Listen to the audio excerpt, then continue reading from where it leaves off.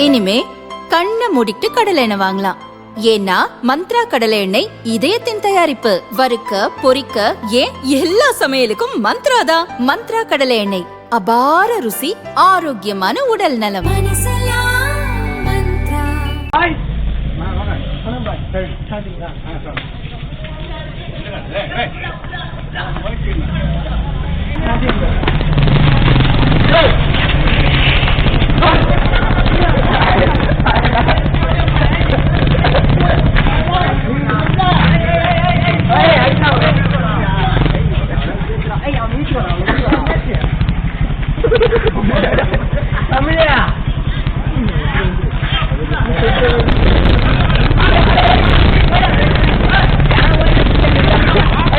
போதையில் பொதுமக்களை காட்டுமிராண்டித்தனமாக வாலிபர்கள் தாக்கும் சம்பவம் சமீப நாட்களாக நடந்து வருகிறது. நெல்லை மாவட்டம் நாங்குநேரியில் சென்ற வாரம் இளைஞர்கள் போதையில் ஜாதி வெறியோடு கொலைவெறி தாக்குதல் நடத்தியதில் 2 பேர் பலியாகினர். அடுத்ததாக சென்ற 4ஆம் தேதி மானாமதுரை இடைக்காட்டூர் கிராமத்தில் மது போதையில் பட்டியலின மக்கள் வசிக்கும் பகுதியில் கொலைவெறி தாக்குதல் நடத்தினர். இது தொடர்பான காட்சிகள் அனைத்தும் இணையத்தில் வெளியாகி பெரும் சர்ச்சையானது. இப்போது அடுத்த சம்பவம் சிதம்பரத்தில் அரங்கேறியுள்ளது. சிதம்பரம் நகராட்சிக்குட்பட்ட கொள்ளுமேடு தெருவில் நேற்று முன்தினம் இரவு 11 மணியளவில் பைக்கில் 6 இளைஞர்கள் கஞ்சா போதையில் சுற்றித் திரிந்துள்ளனர். முதலில் அவ்வழியாக சைக்கிளில் சென்ற வயதான முஸ்லிம் ஒருவரை வணக்கம்பாய் என நிற்க சொல்லி தலையில் அடித்தனர்.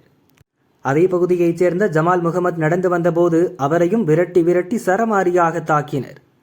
அவனை இங்க கூப்பிட்டு வாங்க, அடிக்கலாம் என கஞ்சா போதையில் பேசிய ஆடியோவும் சிசிடிவியில் பதிவாகியுள்ளது.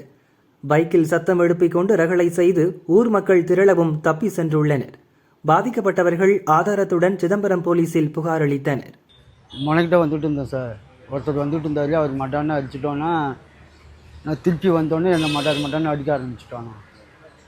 அதுக்கப்புறம் திருப்பி போனோன்னா அந்த முனைக்கிட்ட கார் நின்றுச்சு. இந்த கார் நின்றோன்னா அந்த உண்டம் பட்டாருன்ட்டு வந்து அங்கேயும் அடின்னு அடித்தாங்க. எதுக்காக அடித்தாங்க? யாருன்னு தெரியுமா? யாருன்னு தெரியாது. 6 பேர். நீங்கள் சும்மா இருக்கும்போது வந்துருச்சாங்களா? போதையில் இருந்தாங்களா? போதையில் தான் இருந்தாங்க. நல்லா புனித ரமலான் தராவிய தொழுகை இரவு நேரங்களில் 30 நாள் நடக்கும். இப்போ இன்னும் 15 நாள் நடக்கும் சார். நேற்று இரவு பார்த்திங்கன்னா 11 மணிக்கு மேலே சிதம்பரம் தண்டேஸ்வரர் வடக்கு தெருவை சேர்ந்த சில நபர்கள் கஞ்சா போதையில் நாங்குநேரில் நடந்த மாரி தெருவில் வளாகத்தில் நின்றுக்கிட்டு இருந்தவங்கள அடித்து சரமாரியாக பார்த்திங்கன்னா தலையிலையும் கையிலையும் இழுத்து பிடிச்சி அடிக்கிறாங்க. நாங்குநேரில் வெட்டினா மாரி எங்கே அதுமாரி மர்டர் நடந்துருமோன்னு எங்களுக்கு இரவு நேரத்தில் அச்சமாக இருக்குது. தொடர்ந்து இந்த சம்பவம் இது பசு தடையில் ஏற்கனவே நடந்திருக்கு. இப்போ சிசிடிவி ஃபுட்டேஜோட வீடியோவோட நாங்கள் புகார் கொடுத்துருக்கோம் சார். இது தொடர்ந்து நடவடிக்கை எடுக்கணும். இது ஜமாத்திற்கு பதட்டமாக இருக்காங்க. இதுமாரி தொடர்ந்து தெரு உள்ளாரியே பூந்து வந்து அடிக்கிறாங்க.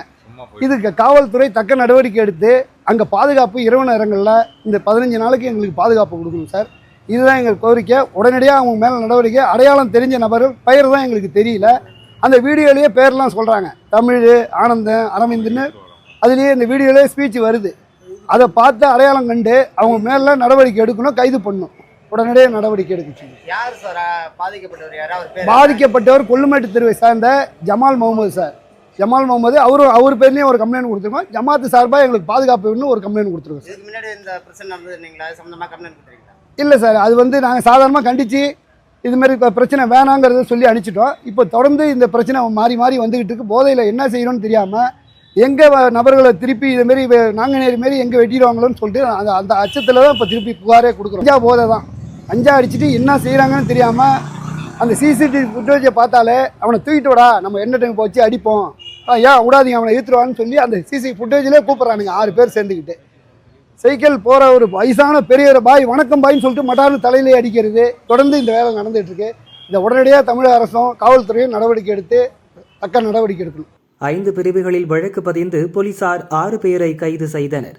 அதில் அரவிந்தன் என்பவருக்கு மட்டும் வயது 19. மீதி 5 பேரும் 17 வயது 5 சிறார்கள்.